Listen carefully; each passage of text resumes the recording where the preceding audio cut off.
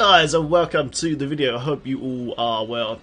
Okay guys, today's build video is for the Witch Hunter class for patch 265, and basically this is the classic helltooth turbo chicken. Okay, what is turbo chicken? Turbo chicken is basically a speed farming build that was used for many years. I made a build for this build absolutely years ago, and it's very popular, and basically it's a speed farming build for torment and bounties. This particular setup, guys, is for bounties. I only use this particular setup for bounty mats, okay? Nice. So basically it uses the full helltooth set, and basically it's a pet build, okay? So all the main damage comes from the gargantuans, and the zombie dogs here heal you constantly, okay? In this particular setup, I've jigged it to, it's got a lot more toughness for T16. T16 is obviously GR75, so I've adjusted this build so it's much tankier, and that way you as a new player especially, if you are new, you won't die constantly. Okay, nice. Okay, then, guys. So let's go through the build. Okay, so it uses the full helltooth set. Let's quickly go over the set bonuses. 2 set bonuses. Enemies hit by your primary skills: Acid Cloud, Fire Bats, Zombie Charger, Zombie Dogs, Gargantuan, which is obviously the main key part of this build. Become slowed, taking 3,000 weapon damage every second for 10 seconds. Now, don't worry about the damage on that. There, the 3,000 doesn't really do anything. But what happens is when you cast your Wall of Death, basically it's proccing necrosis. Okay. It's parking necrosis on the 4 set. So after applying necrosis to an enemy, you take 60% reduced damage for 10 seconds. So basically, as your pets are hitting targets after you cast Wall of Death, they're debuffing your damage to the, for a 60% damage reduction, which is huge, okay? And also, the 2 set part of the bonus actually does a slow as well, as the pets hit them. So it procs your Bane of Trapped at ranged as well, okay? So you always do your maximum damage no matter range, as long as your pets are hitting that target, of course. And last but not least, guys, after casting Wall of Death, you gain 9,000 set damage bonus to all these skills here. So mainly zombie dogs and most of course gargantuans. That's where all the main damage is coming from. Okay, cool. So pretty much that's how it works. It's very simple. Okay, so when you boots, legs, chest, helm, and shoulders, or you can wear a Mask of Jerem and cube the taskers. It's completely up to you. Key to the build, guys, of course, is Madrua's carving knife and offhand Madrua's gory fetch. Basically, what this does is when you go into chicken form, okay, this one Hex Angry Chicken, it lasts 15 seconds, okay? While you're in this chicken form, it gives you huge speed buff. You can also pass through any obstacles as well, even breakable doors. You can see, like, bang, look, I can just go straight through that door if I want to. It lets you pass through all mobs as well. And it's just a very good speed build. This is what it's all about. The good old speed, baby. Nice. So when you explode out the chicken, it does give you a small damage buff, but that damage is not there for DPS. It's just there for basically transport. Okay, you turn yourself into a chicken to just get to A to B, then all your pets will be running around smashing stuff up. It's a very lazy build. It's probably one of the laziest builds in Diablo 3, especially when you're running back-to-back bounties constantly. You want to play a low energy build that's not going to give you loads of hand fatigue and stuff like that. So it's a very chill build, very chill build. Okay guys, let's go over the ring set. First ring is a Royal Ring of Grandeur. This gives you an extra set bonus, okay? And first legendary gem, of course, is Enforcer. It increases all the damage of our pets, okay? You've got to have that in there. For belt, definitely use Clem's buff belt, guys. Fantastic belt for the speed farming builds. Gives you an extra 25% run speed, okay? The effect is lost after 5 seconds after taking damage. So basically, as you're going from pack to pack and all that sort of stuff, or mission to mission, it just gives you a huge amount of speed. It just lets you get to those bounties missions as quick as possible. It's very cool. Next gem, guys, and legendary gem and ring is the Compass Rose. Okay, got Compass Rose. It's part of the Endless Walk set. So when you're standing still, you gain 100% multiplication damage buff, and while you're moving, you take 50% less damage. Okay, very nice, especially as a new player. And when you're trying to do bounties and all that, you're going to be dying constantly. That's why I've put this 2-part set into the build. Later on, though, if you feel like you're okay now, you got enough Paragon, and maybe you augt your gear. This gear is not augt at all, apart from, I think, the gloves. That's it, yeah. If you augt this suit, you could actually drop the Endless Walk set out, okay? And then you can put a Hellfire Amulet in, and any other ring that you fancy, okay? So, for instance, you can put a Convention of Elements in that when it cycles the cold damage, the Gargantuans are hit super hard, okay? So, you can do that, but I've put this in for more newer players, okay? So if you're a new player, got no really that good gear, no augs in your gears, etc, use Endless Walk set first. But once you do, if you do want to aug this gear, currently I have no pieces aug apart from the gloves, you can go Hellfire and COE, and they can add an extra passes, for instance. So this one's got Midnight Feast, so right now I'll take that out and I'll put in Confidence Ritual, for instance, so I've got more DPS. Easy, lovely. But for this video, we'll use the green stuff for now. Cool. Okay, guys, so next shape, of course, is Bane the Trap. Like I said earlier, this is procced by Necrosis, and also the Gargantuans are cold anyway, so they actually proc the Bane the Trap's at range anyway, which is kind of cool. Nice. Nice eliminator, guys. Of course, it's Traveler's Pledge, and in here we have the Seer's Stone of Vengeance, okay? Now, why have I put this into the build? Basically, the damage is calculated from your Witch Doctor to the target, not from your pet to the target, okay? So, as you're running past loads and loads of mobs, doing bounties and stuff like that, your Gargantuan is going to be punching mobs at the end of the screen here, okay? It can be like bang, bang, bang, and it's going to proc Seer's bonus damage a load, okay? And most of the time it's going to one-shot the enemies, okay? So that's the reason why I put it in. I do suggest you keep this gem in, because, you know, the damage on this build ain't huge. Like I said, if you Orc, it'd be absolutely fine.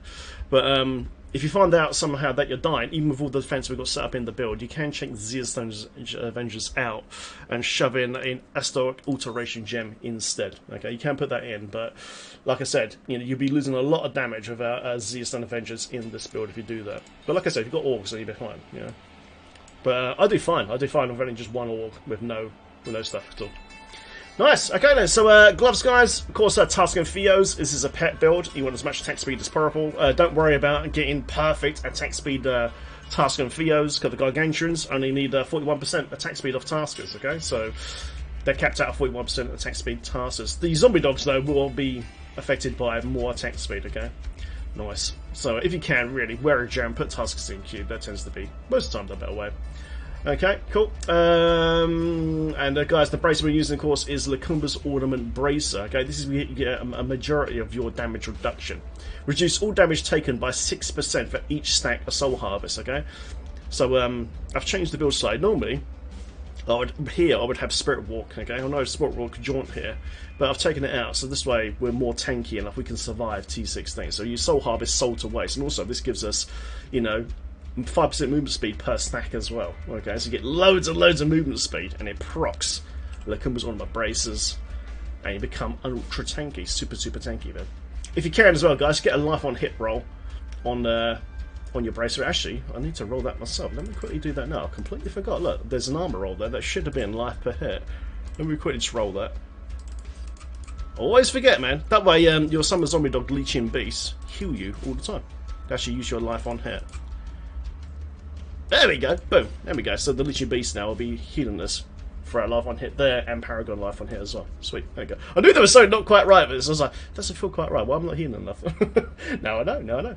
Cool. Okay, guys. For Helm Gem, always use an Amethyst for extra HP, and then just sticking topazes into your chest and your legs. Okay. Cool. Okay, let's go to the cube.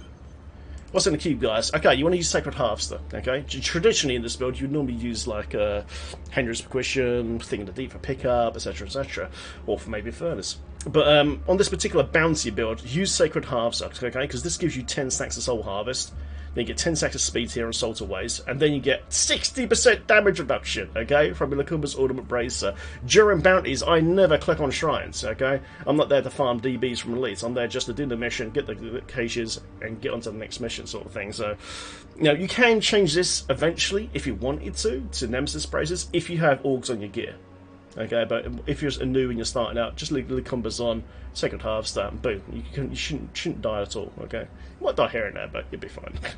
Musket German, guys, pet damage, 200%, and of course, key to the build is the Short Man's Finger. Gargantuans, instead summons 3 smaller Gargantuans that have their damage increased by 650%. Nice. Right, so let's go and look at the skills now, and then we'll go do a quick mission. Okay, guys, Ward of Death Communion with Spirits, okay? So this is the one that you want to use. This is how your damage bonus activates for your pets, okay, for your Gargantuans. Communion with Spirits gives a damage reduction buff, which is okay when the mobs hit it, but to be honest, it's just there to cast it. So you just cast it, you get this here called Jaren's Revenge. It lasts 15 seconds, which is perfect, because it cycles perfectly with Hex Angry Chicken as well, which also lasts 15 seconds. So, okay, so as soon as you come out, just go boom, recast, and the buff's back up again. Very, very easy. It's a very, very easy build to play. It's awesome. Piranha's Piranado, guys. This is for grouping. So basically, if you need to group a load of mobs up, you just cast this, put the Gargantuans go in there, and destroy them straight away. Easy. Gargantuan 1, guys. The Ric Flair of Diablo 3. Woo! Sorry, gotta do it, guys. Yeah. So yeah, guys. Your one basically does a cleave. It's a cold pair. It just does cleaves, man. It does a massive cleave all the time. It just hits loads and loads of mobs. It's the best rune for Gargantuan, bar none. All the other ones suck. Only this one is a good one. It's a shame. So, guys, Soul to Waves, Enchanted Buzz and Movement Speed buff. This is a bounty build. You want to be moving as fast as possible. Hex Angry Chicken, like I said earlier, with the Manchu's Carving Knife and Offhand. We get 15 seconds of chicken speed, baby. Very, very nice. There's some Zombie Dogs, guys, Legion Beast. These guys use a life on hit for every attack.